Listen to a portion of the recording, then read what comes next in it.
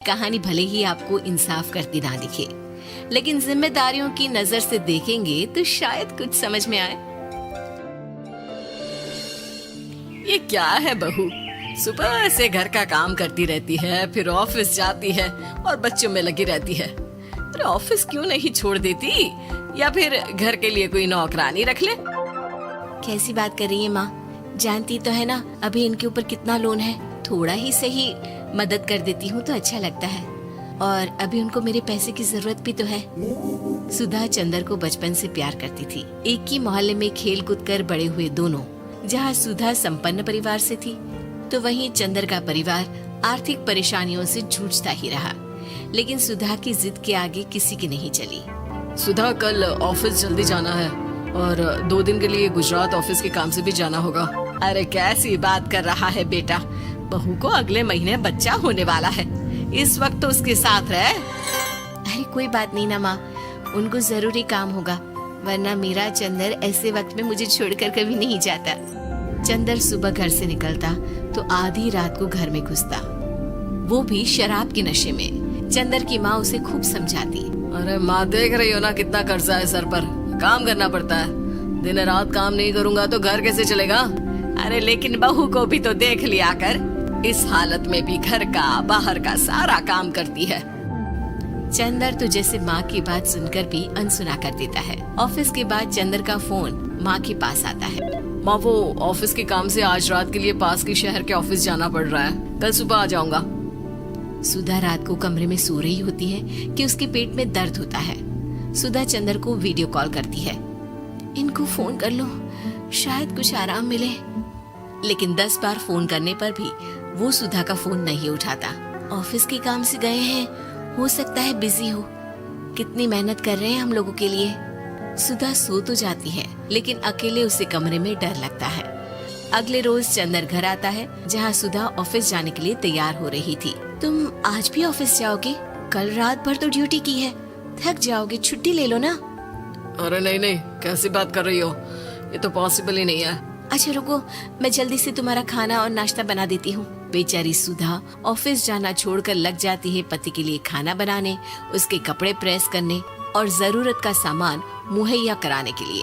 हो सके तो रात की ड्यूटी मत लिया करो ना, मुझे बहुत डर लगता है।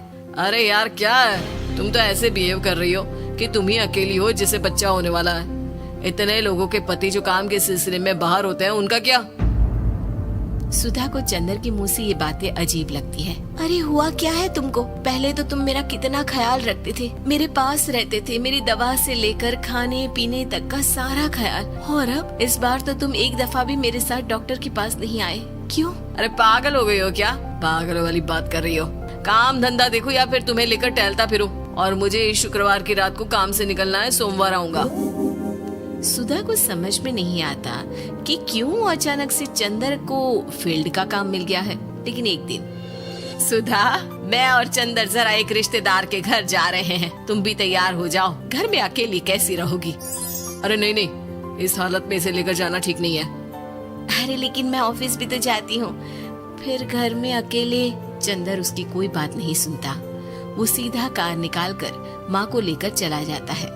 सुधा घर के काम में लग जाती है कि अचानक उसकी नजर चंदर के बैग पर पड़ती है, जिसमें एक कागज दिखाई देता है।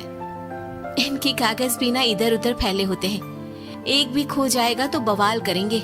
लेकिन जैसे ही सुधा वो कागज खोलकर देखती है तो वो सदमे में आ जाती है। दरअसल वो कागज नहीं, बल्कि चंदर और उसके ऑफिस में काम करने वाली लड़की चांदनी की गोवा की टिकट होती है। सुधा चंदर के बैग को खोलकर देखती है तो उसे होटल के बिल से लेकर महंगे गिफ्ट्स और दूसरे शहरों के टिकट मिलते हैं। सुधा को समझते देर नहीं लगती कि उसका पति किसी और लड़की के साथ है। चंदर के आने पर सुधा उससे बात करती है। अरे नहीं नहीं, ऐसा कुछ नहीं है, तुमको गलत फहमी हो गई है।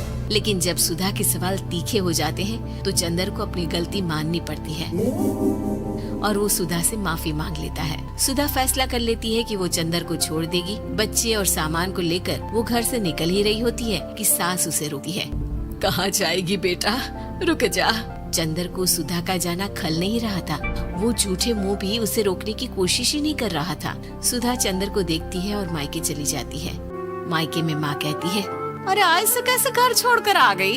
कौन सा चंदर तुझे छोड़ रहा था? माफी तो मांग ली थी ना। देखो बेटा, बेटी डोली में जाती है और अर्थी में ही निकलती है। पर पापा, मेरा आत्मसम्मान, उसका क्या? आपने मुझे पढ़ाया लिखाया है, इस लायक बनाया कि मैं खुद का खर्चा उठा सकूं, बेटी को पढ़ा सकूं, एक अच्छा जीवन पाऊं। अरे लेकिन पति की जरूरत तो होती है ना सुधा दीदी, और अगर आपको नहीं है तो इस बच्ची का सोचो जो अपने पिता से इस कदर जुड़ी है। आने वाले बच्चे की सोचो जिसके आने से पहले ही आपने पिता का प्यार से दूर करने की सोच ली। सुधा फोन देखती है लेकिन चंदर का कोई कॉल नहीं होता। वो समझ नहीं पाती कि अपने आत्मसम्मान के बारे में सोचे या बच्चों के बारे में। मम्मी, हम नाना नानी के घर से दादी और पापा के पास कब जाएंगे? नहीं जाएंगे बेटा, अब यहीं रहेंगे। नहीं मम्मी, मैं पापा के पास जाऊंगी, मुझे दादी के साथ रहना है। और मेरे साथ? हाँ, आपके साथ भी तो, सबके साथ माँ। देखो सुधा दीदी, आपके सर पर पिता का साया होना जरूरी होता है। अपने घमंड के लिए पिता और बेटी को अलग मत करो। सुधा अब सामान उठाकर अपने ससुराल जाने लगती है, लेकिन मन में सवाल रह जाता है कि जिसे दुनिया घमंड समझ रही है वो उसका आत्मसम्मान था। चंदन ने माफी जरूर मांग ली, लेकिन कभी ये एहसास नहीं दिलाया कि वो सिर्फ उसी का है।